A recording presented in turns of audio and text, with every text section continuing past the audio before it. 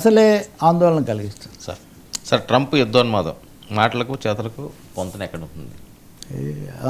ఇప్పుడు ట్రంప్ చాలా సర్దుబాటు చేసుకున్నాడు అది ఇది అన్నారు, కానీ ఆయన పెంచుతున్నాడు. ఒకటేమో దేశంలో ఈ బయట నుంచి వచ్చిన వాళ్ళు భారతీయులు ఎక్కువ మంది ఉన్నారు, వీళ్ళ హక్కులతో సహా వీటికి ఎసరు పెట్టే పని ఒకటి చేస్తున్నాడు. రెండోది వెనిజులా మీద దాడికి పూర్తిగా సిద్ధమైపోయారు. వెనిజులా ప్రభుత్వాన్ని నిన్న కూడా హెచ్చరిక పంపించాడు. ఏమని అంటే, మీరు మా చమురు కంపెనీలు ఇది వరకు ఉంటే వాటన్నిటిని మీరు జాతీయం చేశారు, మేమేమో మీ నౌకలు ఆక్రమించామని మా మీద కేసు పెడుతూ మా మీద దాడి చేస్తున్నారు, విమర్శలు చేస్తున్నారు. మీరు మా కంపెనీలు జాతీయం చేయొచ్చు కానీ మేము మీ నౌకలు తీసుకోకూడదు. ఈ వాదన ఏమన్నా వాదన అండి?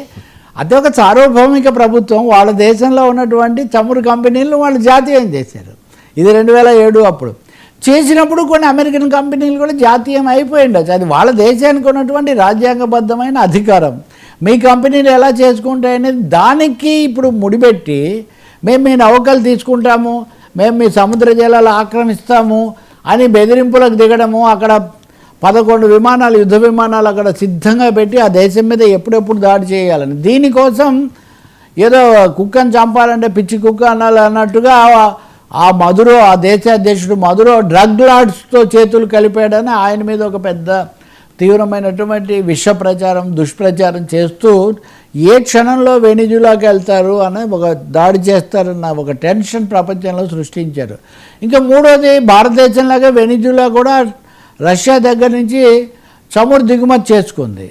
సో దాన్ని ఆపేయాలి అని ఒక దాడి. సో ఇప్పుడు రష్యా కూడా హెచ్చరిక చేసింది, మీరు చాలా చోట్ల దెబ్బతిన్నారు అమెరికా వారు, ట్రంప్ గారు, మీరు కాస్త బుద్ధి కలిగి మెలగండి, మీరు ఈ పద్ధతి మార్చుకోండి అని రష్యా కూడా చెప్పాల్సిన పరిస్థితి వచ్చింది. రష్యా ఉక్రెయిన్ విషయంలో కూడా ఇలాగే గట్టిగా చెప్పింది. దీంతో పాటు ఇంకోటి చెప్పాల్సింది ఏమంటే, తైవాన్, చైనాకు సంబంధించి చాలా కీలక అంశంగా ఉన్న తైవాన్కు $100 బిలియన్ ఆయుధాలు ఎగుమతి చేయాలి, సహాయంగా పంపించాలని కూడా నిర్ణయం తీసుకున్నాడు. చైనా దీని మీద చాలా తీవ్రంగా స్పందించింది. అంటే మనం చాలాసార్లు చైనా, రష్యా, ఇండియా ఒక కాంబినేషన్ అమెరికా యొక్క దురాక్రమణను దూకుడును ఆపడానికి అనుకుంటాం కదా.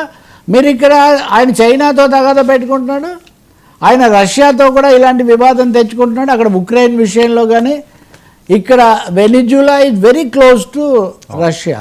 ఇంకా మూడోది, ఇండియాకి సంబంధించి మోదీ గారు లేదా ఆయన ప్రభుత్వం ఎంత అనుకూలంగా వ్యవహరిస్తున్నా సరే మన దేశం మీద టారిఫ్లు పెంచడము, మన దగ్గర నుంచి వెళ్ళిన వాళ్ళ పౌరసత్వాన్ని, ఉద్యోగ అవకాశాలను దెబ్బతీయటము, టారిఫ్లు విచ్చలవిడిగా పెంచడము అన్నీ చేస్తున్నారు. అంటే ఏదో విధంగా ఒక దురాక్రమణ వాతావరణం.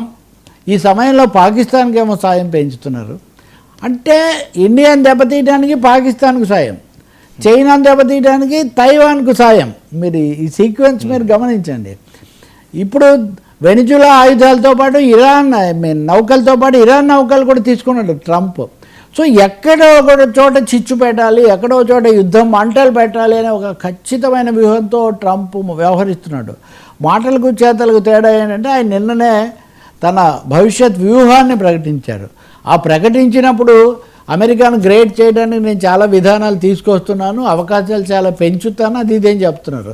కానీ చెప్తున్న మాటలు అమెరికన్లకేమో అవి అంతర్జాతీయంగానేమో అగ్నిజ్వాలలకు ఆజ్యం పోసేటటువంటి ఒక చాలా దురాక్రమణ నీతికి పాల్పడుతున్నాడు. ఇది చాలా నష్టదాయకం, అనర్థదాయకం అని ఇవన్న విదేశాంగ విధానం పరిశీలించే వాళ్ళు, అంతర్జాతీయ నిపుణులు హెచ్చరిక చేస్తున్నారు. ఐక్యరాజ్య సమితి కూడా చెప్తుంది. Sir thank you so much.